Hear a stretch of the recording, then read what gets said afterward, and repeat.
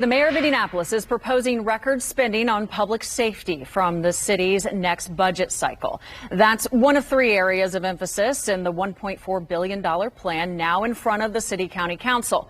Mayor Joe Hogsett is here just hours removed from that presentation. Thank you. Hopefully rested, but we appreciate the time this morning. Glad to be with you.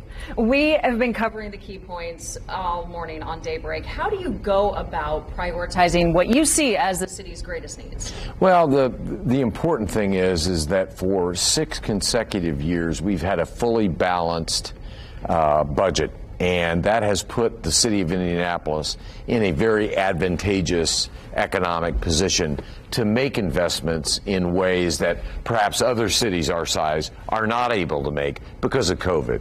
So we are investing this year not only in more public safety and anti-violence efforts, but also in our roads, our bridges, our sidewalks, because citizens are calling for more investment in those areas. And for the first time in many, many years, we're actually offering the people of Indiana or Indianapolis a property tax break next year. So sometimes people will ask me, well, where do you get all this money? Well, it's really the result of fiscal prudence over the course of the last 6 years. The American Rescue Plan as well. And the American Rescue Plan. When somebody gives you $420 million, you take it. Yeah, and figure out ways to use it, yeah. And prioritizing right. With the various departments that you work with to serve the city. What kind of early feedback are you receiving after the presentation?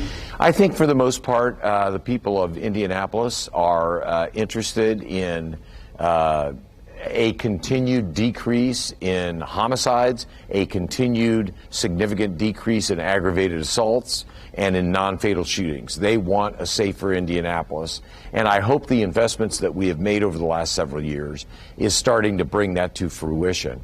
They also want better roads, fewer potholes, more strip patching. I get that. I don't like driving on pothole roads either, but an investment in infrastructure structurally. And then I do really think that they appreciate investments in education for our young people and a property tax break when one is appropriate. And now is the time that it's most appropriate when inflation seems to be overtaking so many of our families in Indianapolis. Let's return to that emphasis on public safety. This entire budget is $100 million more than the current fiscal year. You've been challenged to answer the city's crime rates pretty much every year of your administration. Mm-hmm. Why do you see how you're directing money this time to be the right resources in the right places? Yeah, I think that it's a result of the investment primarily that we're making in our community-based, neighborhood-oriented anti-violence and crime prevention programs. No one knows their neighborhoods better than the neighbors themselves.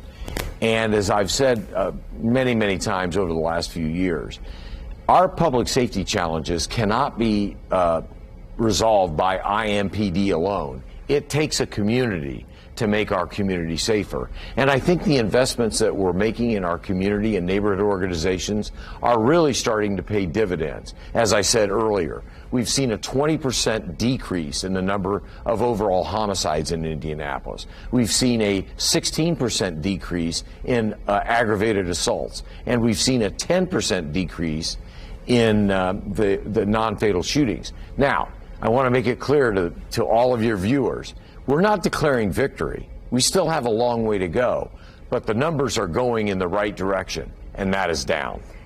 And more than $1 billion dollars on infrastructure. That's an aggressive plan. Well, it's a $1.1 billion 5-year commitment for roads, bridges, sidewalks, trails, greenways. All of those are important not only to the residents who have to get from point A to point B in safe and secure ways, but it also improves the quality of place and the quality of life that we enjoy. The budget is created, as you pointed out last night, without local tax increases. Instead, you're looking to give property owners a credit, and this coming when many saw a drastic increase in their assessed values. That's right, and it's tiered so that 90% of all Indianapolis homeowners will receive some relief. Depending on your assessed valuation, if you own a homestead that is valued at $400,000 or less, you'll get approximately $100 rebate on your property tax that you will pay next year. If your assessed valuation is $250,000 or less, then that number will go up, and you'll get $150, maybe $200 rebate. Now, to maybe some viewers out there, they say, well, $100 here, $200 there, but in a time of accelerated inflation, every little bit helps. And when we're lowering taxes, that's an important step to take.